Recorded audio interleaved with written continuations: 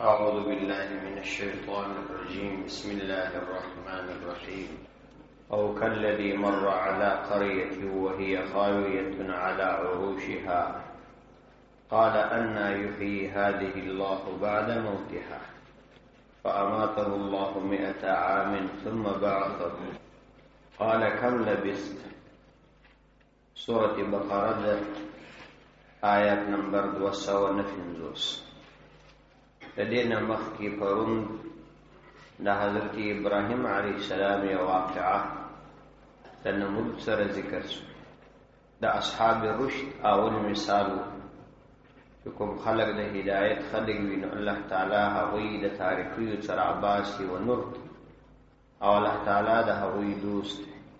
تو پر آغبان تفریع و اول واقعہ دا حضرت ابراهیم علیہ السلام. ابراهیم علیہ السلام د نمرود سره مقابله وکړ او نمرود د ابراهیم علیہ السلام څخه د الله تعالی په ارتباط پوښتنه وکړه. الله عزوجل د دې علت بیان کړي چې دا نمرود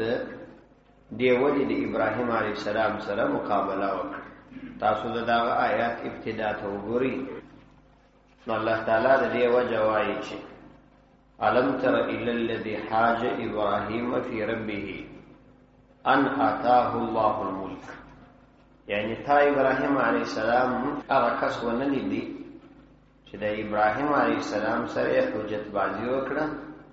د هغه فرض کې او علت دې حجت بازی داو ان آتاه الله چې ورکړي او هغه ته الله عزوجل الملك حکومت الله تعالی ورکړي. یعنی د الله تعالی د دې دومره لوی نعمت تقاضا داوه چې د الله تعالی پر ذات ایمان درلود لای او د الله تعالی د نعمت شکر ادا کړی و. لیکن دا هغه برعکس د الله د نعمت په وجه د الله تعالی کفران وکي او د توحید څخه العیاذ بالله منکر سو. دې کې دوی خبري ذکر کیږي. یو مسله امام قرطبی رحمت الله علیه د دې څخه دار اخیستلې ده چې دې کې دې خبرې ته اشاره ده چې کچا ته الله تعالی کوم نعمت ورکړي که هغه مؤمن وي که کافر وي که سړی هغه څوک په خپل هغه نعمت یاد کی نو دا جائز. مثلا یو څوک د یو ملک پاچا دی ولو که کافر دی نو کته دا وایي چې د پلاني ملک پاچا یا پلانی ته چې دا دونه مال او دولت ورکړل شوی دی نو دا جائز ده پروا نه ده. دوه مسله دا ده چې کله د حق د اثبات لپاره او مجادله او مناظره کول دا جائز دي لکه حضرت ابراهیم علیه السلام چې دلته وکړه.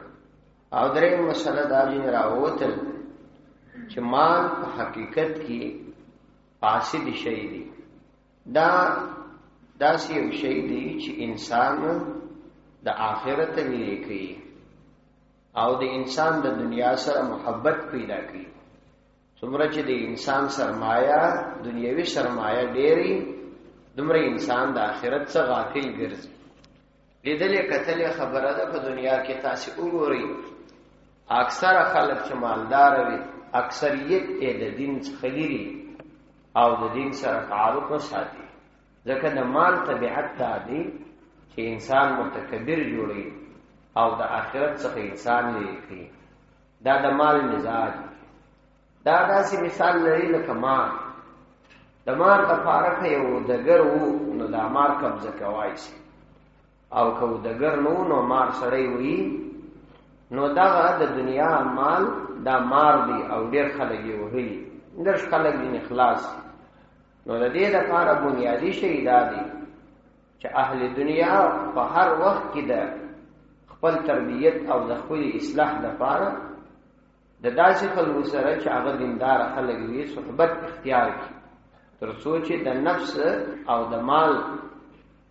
په وجه باندې د آخرت څخه غفلت نور زیات نشي. نو د مال صفت دا دی چې انسان د آخرت لري کوي. لکه دې آیات کې کوم اشاره ده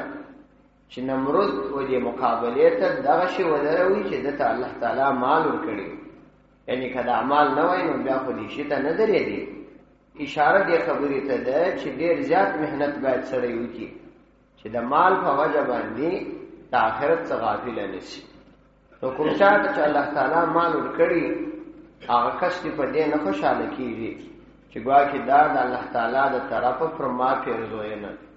بلکې دا د الله تعالی د طرفه د لپاره د امتحاناتو زیاتول دي چې نور دی د الله تعالی په امتحاناتو کې راګیر شي. البته که څوک د الله تعالی د اصول مطابق د خپل مال مصرف کړي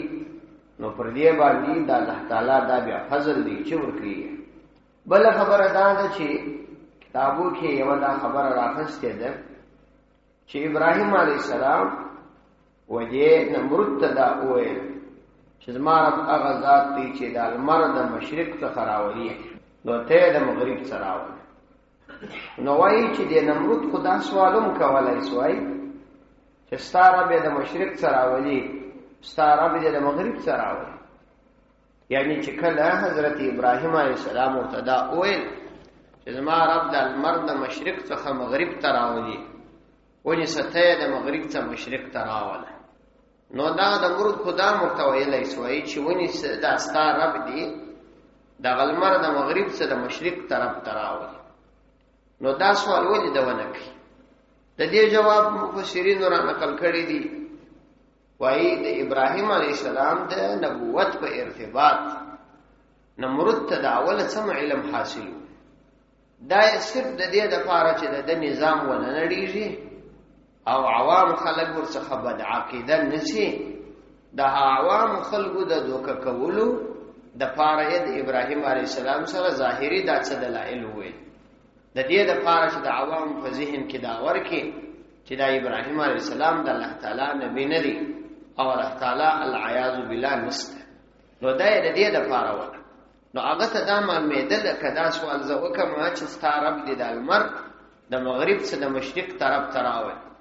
نو دا د الله تعالی رښتینی پیغمبر دی او الله تعالی د دې ټول شان خالق دی مالک دی. هغه ته دا آسان دی چې لمر د مغرب څخه مشرق ته راوړي. او کدا کار وسو نو ما چې د ابراهیم علیه السلام سره د دې لپاره مقابله کول چې عوام ور باندې بد عقیده کوي، په دې سره خو به د عوامو عقیده نور جوړ شي.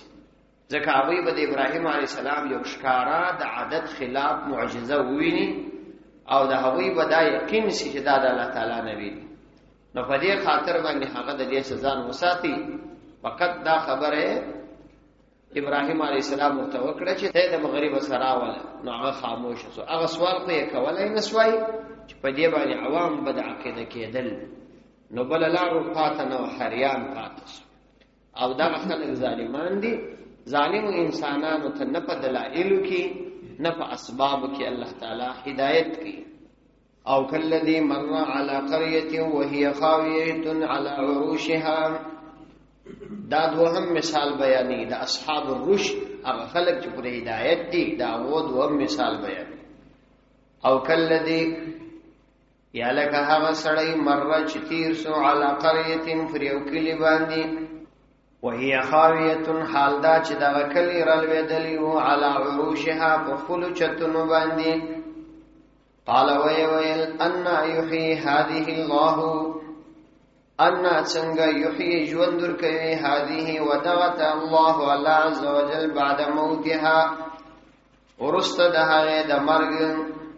فاماته الله نو مړکی دی الله عز وجل 100 عام سل کال ثم بعثه بیا راجوندی کی. قال ورته ویل کم لبست څومره وخت تیر کی؟ قال ویل لبست یوما ما تیر کړی یومن یو ورځ او بعض یوم یا یو څه حصہ د ورځې. قال ورته ویل بل لبست 100 عام بلکې تا تیر کړی دی 100 عام سل کال. فانظر وګور الى طعامك وشرابك لم يتسنه، وګور الى طعامك خپل خوراک لره او شرابك چې شاک لره لم يتسنه چې هیڅ زره تغییر یې نه دی پیدا کړی. وانظر وګور الى حمارك وخپل خر لره ولنجعلك د دې د پاره چې موږ وګرځو تا آیت نشل للناس د پاره د خلقو وانظر وګوره الى العظام هډوکو لرا کیف ننشزها څنګه موږ یو ځای کوو دا هډوکي ثم نكسوها بیا ور اغندو لحمان غشي فلما تبين له كل جشكار رسول اغلرا قال ويل اعلم زفويما ان الله يقينا الله عز وجل على كل شيء قدير فهر شباني كامل قدرت لرونکی دی او كالذي مر على قريه دا حضرت عزير عليه الصلاه والسلام واقعه ده په یو کلی باندې تیرې دی نو اکلې ویلې دی چې اول یې دا چتونه رالوي دي او بیا یې پر دې چتو سربېره دیوالونه بسره نړې دي نو هغه چې ویران ولې دي طبعا به د نشانات او آثار او داسې معلومېدل چې په کوم حادثه او پیښه کې دا کلی قران سوی او د یې کلی اهالي او اوسیدونکو تمام دا مړ شوي نو دا تعجب باندې اوه چې الله عزوجل بدا څنګه راژوند کی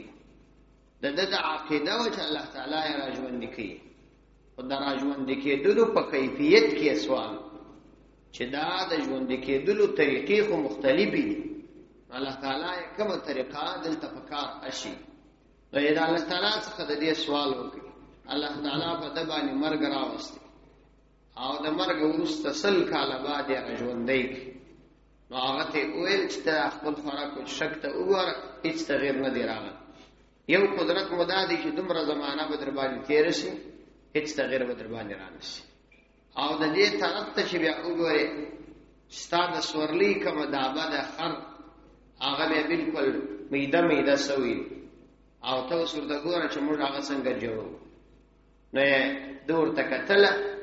چې دا اډو کې سره یو ځای سول ترکیب یې پیدا او بیا پر دې اډو کو سره بیا غوښرال بیا الله تعالی روح پکښې پکړي او هغه ژوندۍ نو دا یو منور شو د یو دلیل یې بیان کې پر دې باندې چې د آخرت په ورځ باندې هم د انسانانو ژوند دغسي او کلذي مر على قريه او کلذي لك هغه کس چې په تګ راتګ کې مر تیر سو على قريه دیو کلی سره وهي حال دا چې دا کلی خاویه رالویدلی و على عروشها پرچتونو باندې رالویدلی یعنی اول چت رالویدلی و بیا پر هغه چت سربیره دیوالونه رالویدلی مراد دا دی چې په کوم حادثه کې با هغه کلی ویران سوی او ټول خلک یې مړه على عروشها پرچتونو باندې هغه کس چې دا حال ولیدي نو په حیرت سره قال اویل ان څنګه یحیی ژوند کوي هذه دغه یعنی دغه مړي د امر کسان الله عز وجل بعد موتها ورسته تر مرګ د دې کلی یعنی د دې کلی د اوسیدونکو د دې د مرګ څخه ورسته دا څنګه الله تعالی را ژوند کوي مطلب دا چې ترتیب به څنګه دا ترتیب الله تعالی ما تراوی فاماته الله عمر کی دی الله عز وجل 100 عام سلکال ثم بعثه بیا راپورت کی د سلو کالو است قال ورتوی فرمایل کم لبست ثمر مدد تیرک قال لبست يوما او بعض يوم قال وی لبست ما تیرکړه مدا يوما يورز او بعض يوم یا د ورځ یو حصہ کنایه ده د وخت د قلت څخه یعنی ما ډیر قلیله مده لږ وخت تیر دې خبرې ته اشاره ده چې د آخرت مسائل عین داسې مسائل دي لکه د دنیا ده تاسو به دا خبره بار بار لیدلې وي تجربه وکړې به مو یو سړی دی په دې خوب کې یو انسان ډیر بهترین حالت وي دا الله تعالی نعمتونه ویني په یو ښه حالت کې وکړه چې د دې خوب هغه ښه حالت ته رسیږي نه څوک راغور باندې وی کې راکورته د دې په دې تمه چې کش کې څه نور به د سوي وای دا خوب په فرض دی د دې خوب د لیدلو او د دې ښه حالت څخه دای مو ورسوي نه ځکه نو راپورته کېدل ورته ګران او یو سړی بیا په خوب کې ډیر بد حالت ویني،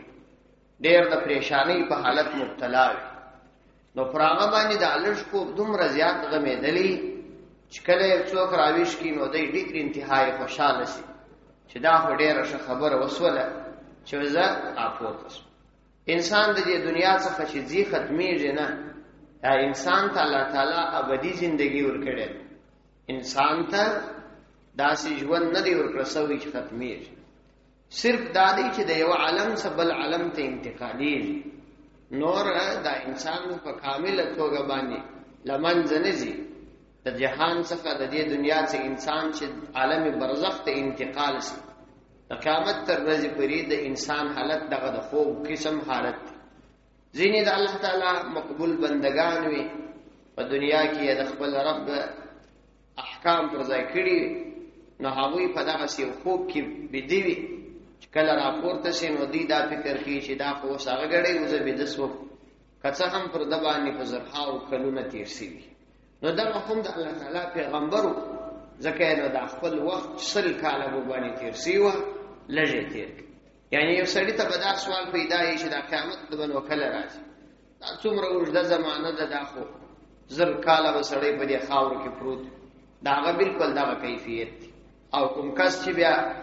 ګناهګاره وي نو هغه به بیا په دغسې حالت کې لکه یو بد خوب چې ویني، پر هغه باندې به بیا دا لږ وخت زیات غمېږي.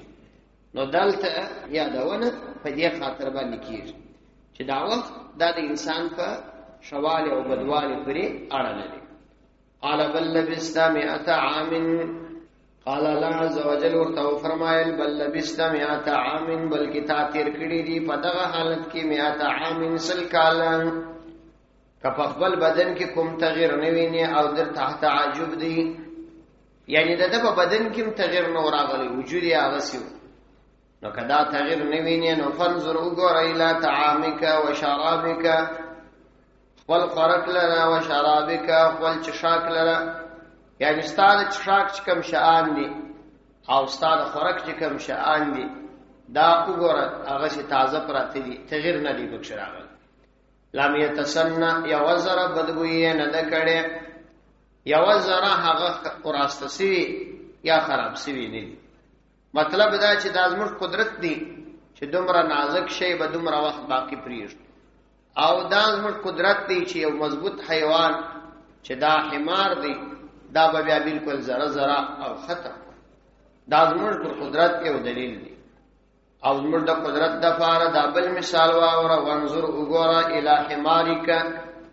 د خپلې سورلي وخره ته چې میده میده سوي دي، او ډېر ژر به یې موږ ستاسو و مخ ته راژوندی کړو. ولنجعلک آیة للناس، دا علت بیانوي، د دې واقعې علت بیانوي چې دا واقعه ولې موږ پیښه کړه. الله فرمایي تا ته مو دا مرګ د دې دپاره درکړي چې پر خپل قدرت باندې د دې څه دلیل ونیسو چې د قیامت په ورځ به هم دوباره د خلکو ژوند داسې وي. ولنجعلک دپاره د دې چې موږ وګرځوو تا آیة نښه للناس دپاره د خلکو،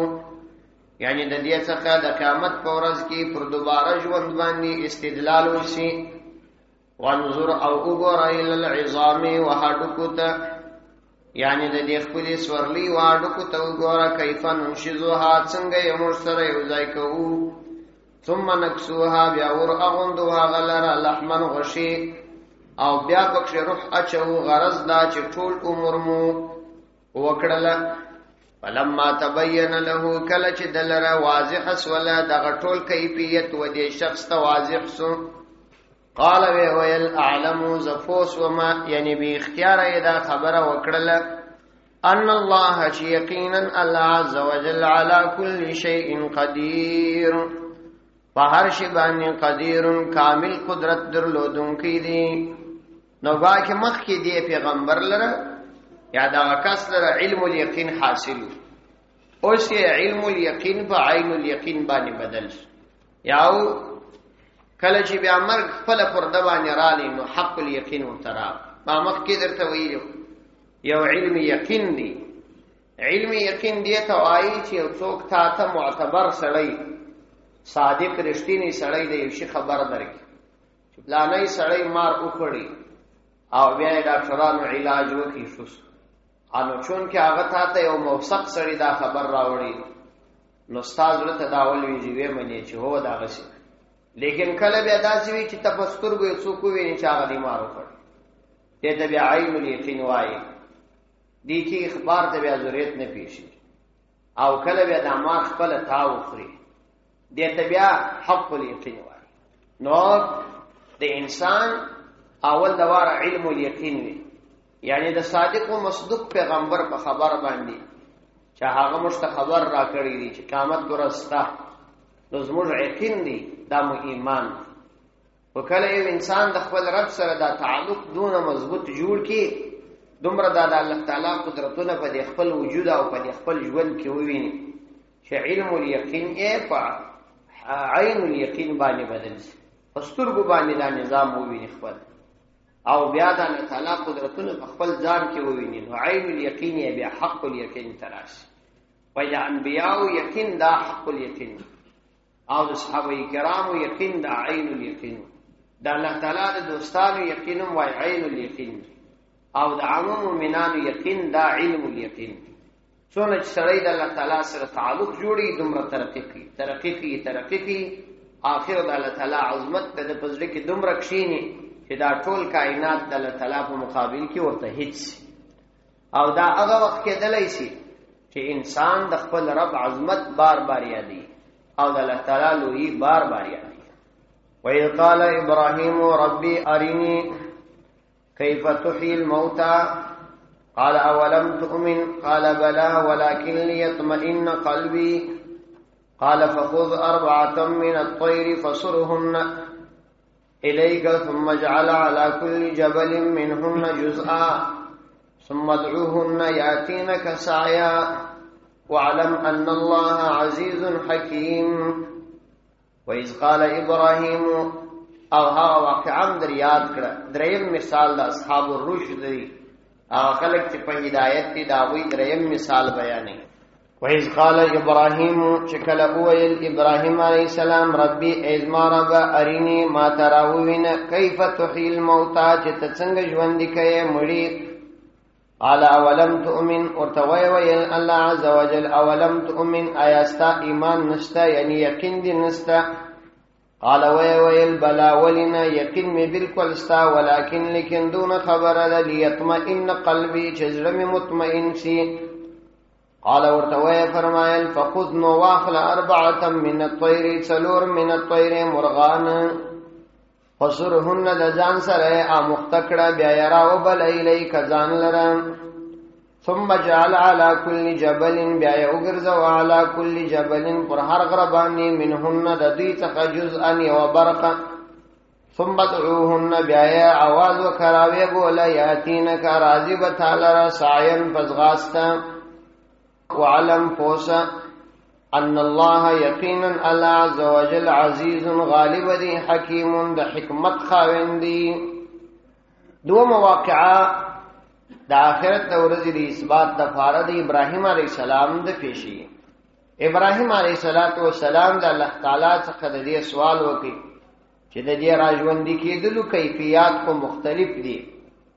تماته د دې ژوند کیفیت بیان کړي چې د قیامت پر ورځ به د انسانان څنګه راژوندې کړل کیږي یعنی په دې خو ما یقین او عقیده د چې ژوند تستا خدا چې د دې ژوند ترتیب به څنګه د انسانان به دوباره څنګه راپورته کول کیږي نو دا یو ترتیب ماته وشي نو الله تعالی د تداول چې دغه سي ترتیب جوړ کړ وإذ قال ابراهيم چې کله ویل ابراهيم عليه السلام الله تعالی ته ویل ربي ازما رب اريني راوين مالر كيف تحيي الموتى څنګه تجوندي کوي مړي د قیامت پورز یعنی د ژوند کېدو خو زما یقین دی چې ژوند خو خامخاسته لیکن د ژوند کېدو مختلف صورتونه او کیفیتونه دي هغه راته معلوم نه دي نو څنګه چې دا هغه معلومول مزړه غواړي کته هغه راته معلوم کړي ښکارا خبره ده چې د الله تعالی دوستان د الله تعالی څخه د شی غوښتنه وکړي نو بیا د هغه مستجاب الدعوات وینو غوښتنه قبلې د دې سوال څخه چې ابراهیم علیه السلام وکړي کم فهم انسان ته پزړی کې دا شبهه پیدا کېدله چې معاذ الله ابراهیم علیه السلام به د مرګ څخه وروسته پر ژوند یقین او ایمان نه لري، نو د دې شبهه د لري کولو د پاره الله تعالی خپل د ابراهیم علیه السلام څخه سوال وکړي. ابراهیم علیه السلام ته معلومه و دا چې آینده د چا پزړی کې دا شبهه پیدا نشي چې ګواکې ابراهیم علیه السلام نو په آخرت عقیده نه درلوده چې دا پوښتنه وکړه. نو الله تعالی د دې شبهه د لري کولو د پاره و فرمایل قال اولم تؤمن، وی فرمایل آیاستا یقین نستا؟ قال بلا اغویل ولم یقین نستا، کامل ایمان لرم، لیکن ولیطمئن قلبی د دې معین صورت مشاهدات زکه کوم چې زما زړه مطمئن سي او په ذهن کې مې چې د راژوندې کېدو نور ترتیبونه راځي هغه احتمالات ختم سي. قال ورته ویل الله تعالی ورته فرمایل فخذنا تواخل اربعه من الطير، اربعه سلور من الطير د مرغان، سلور مرغان واخل، دا مرغان د ځان سره وفاله او شی شناخته کړ، وسرهن نو هغوی بلد کړه، وسرهن هغوی بلد کړه یعنی شی د ځان سره بلد کړه، وسرهن هغوی بلد کړه الیک د خپل ځان سره شی امختک چې شکلک دی امخته کړل، نو بیا به د هغه څورس تر ولاړ شي ذبح به کړي او د هډوکو وزرونو سره سره به کوفته ځنی جوړ کړي او دغه ګډ وډ به کې او جلا جلا حصے به په خپل خوښه باندې پر ځینو غرونو باندې کښېږ او بیا आवाज ورته وکړي چې راس دا هر ټوټه برا جلا کیږي دا بلی سره به ځای کیږي ته به وویني. فسرهن نواغوی امختکړه الیک د خپل ځان سره ثم اجعل بیا یو ګرځوا یعنی د دې ورسته چې ټوټه ټوټه کې کوفته جنې جوړه کې علا کل جبل فهر غربانی منهن د دین وګرځوا جزءا یو برقه یو حصہ یو حصہ التکشیر ثم دعوهن بیاواز وکړه ویلره ناویلر आवाज وکړه یاتینک راجب هغوی تعالی را سعین فزغستا باندې هغوی به تا تیز تیز را روان وي او سره جوړ وي. وعلم نفوس ان الله یقینا الله عز وجل عزیز غالب دی حکیم د حکمت خاوند دی، نو کوم کار کولای سی هغه ورته ګران نه دی ځکه چې غالب دی، او که بعضی کارونه هغه د انسانانو په مشاهده او په نظر کې ناراضي نو وجه دا د چپدی کې د الله تعالی حکمت وي، نو د خپل حکمت او مصلحت په خاطر باندې نه کوي. مثل الذين ينفقون اموالهم في سبيل الله كمثل حبة انبتت 7 سنابل في كل سنبلة 100 حبة والله يضاعف لمن يشاء والله واسع عليم. د دې ځای څخه د دې سورۃ یعنی سورۃ بقره څلورم باب شروع کیږي چې انفاق فی سبیل الله دی، او بیا په دې باب کې یو تقسیم کی د دوه ډلو، یو ډله منفقین فی سبیل الله دي چې د خدای په لار کې مال مصرفوي، او یو ډله بخلا دي بخیلان دي چې د خدای عزوجل په لار کې مال نه مصرفوي. روانو آیاتو کې د دې شی ترغیب دی. د انسان د لپاره الله تعالی مختلف احکام په مختلفو وختو کې شي، او د پیغمبر علیه الصلاۃ والسلام ترتیب هم داو د دې خپل امت مزاج ته به کتله او بیا به د هغه مطابق ورته حکم کاوه. یو صحابي به ورته راغلی ورته ویل چې اې د الله پیغمبر تر ټولو بهترین عمل کوم عمل؟ نو نبی کریم علیه الصلاۃ والسلام به ورته فرمایل چې الصلاۃ علی وقتها،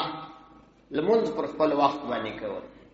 بل کس به بیا ورته راغلی ورته ویل چې اې د الله پیغمبر تر ټولو بهترین عمل کوم عمل دی؟ پیغمبر علیه السلام به ورته فرمایل د مور او پلار سره احسان کول. بل کس به بیا ورته راغلی ورته ویل اې د الله پیغمبر تر ټولو بهترین عمل کوم عمل؟ نبی کریم علیه السلام ورته فرمایل د الله تعالی په لار کې jihad کول. مختلف عملونه به افضل اسوه. دیږي دې خبرې ته اشاره ده پیغمبر علیه السلام به د خلکو حال کړي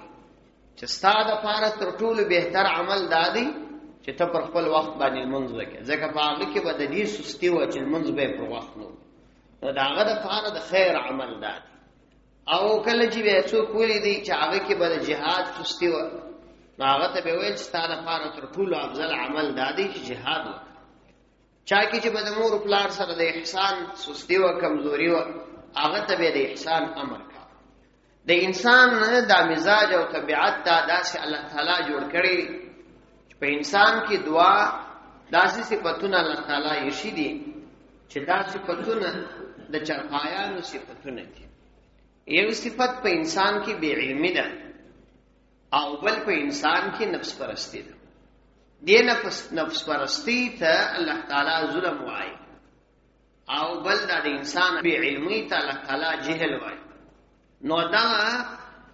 بې علمي او دا ظلم دا د انسان په فطرت کې الله تعالی یې شي. الله فرمایي انه کان ظلوما جهولا. دی انسان ته الله وایي موږ دا قرآن کریم ورکړي، لو انزلنا هذا القرآن على جبل لرأيته خاشعا متصدعا من خشية الله إن عرضنا الأمانة على السماوات والأرض والجبال فأبين أن يحملنها. دا غدینو دا امانت دا موږ د غرونو او اسمانونو د مځکو ته ورکړي، هغوی د دې د اخیستلو څخه انکار وکړي. واشفقنا منها، او د دې امانت د اخیستو څخه وبېرېدل. وحملها الانسان، انسان داغه امانت واخستی. انه کان ظلوما جهولا، یقینا دا انسان دا ظالم هم دی، انتهایی ډیر، او جهولا شدید جاهل او بی علم هم دی. بل ځای الله تعالی د دې انسان صفات بیانې چې د دې انسان طبیعت دا دی چې دا انتهایی زیات حریص دی، چې دا د سورتی غالبا د سورتی معارج کې دا راځي خلق الانسان هلوعا. دا د انسان مزاج داسې دی چې الله تعالی دی داسې پیدا کړی دی چې دا حرص د په وجود کې ستا. دا هغه بد مرضونه دي چې د انسان په باطن کې دننه پټ دي، او د دغو مرضونو دپاره دا ضروري ده چې اصلاح یې وشي. نو دا الله تعالی پر بنده باندې لازمه کړې ده چې دی به دین زده کړي. د دین زده کول، د دین د احکامو زده کول یې ورباندې فرض کړي، د دې دپاره چې په دې کې دغه ناقص صفت د جهالت دا ختم شي. بیا یې په دې انسان کې د تقوا لازمه کړې ده، د تقوا امر یې ورته کړی. دا د دې دپاره چې په انسان کې دا د ظلم، دا د بې انصافۍ ماده دا ختمه شي، او پر دې انسان یې بیا د مال نفقه کول دا لازم کړي. دا د دې دپاره چې په دې انسان کې د دې حرص ماده ختمه شي. نو دا قرآن کریم د انسان د تربیت دپاره الله تعالی رالیږلی، تر څو چې هغه باطني امراض چې د انسان په وجود کې ستا دا مکمل ختم شي. ځکه علما وایي چې یوازې د انسان د باطن څخه د حرص مریضي دا نه وځي تر هغه وخته تر څو چې د زکات څخه علاوه نور نفلي خیراتونه هم ونه کړي. چنانچه صحابه کرامو زندګي چې سړی وګوري، نو یو ځای به د صحابه کرامو واقعات تاسې وانوري چې دومره زکات یې ایستی.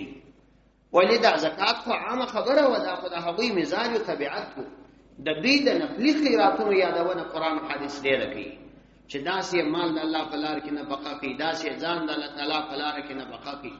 دغه زکات دا مالونه ولو که دا یو فریضه ده پر یو بنده باندې چې دا به باسي، او بهترین صفت دی چې انسان یې وباسي، ځکه د الله تعالی د یو امر اتباع یې وکړله، د یو غټ امر څخه ځان خلاص کړي. خو د خپل باطن د ښه قوي کېدلو دپاره او په انسان کې د دې طمعي او د حرص د ختمېدلو دپاره دا ورباندې لازمي ده چې په نفلي عباداتو کې هم ډېره کامله برخه واخلي. نو د دې صورت په دا څلورمه حصه کې به تقریبا تر پایه پورې چې را روان دي دا صورت د انفاق فی سبیل الله خبره کېږي. صدق الله.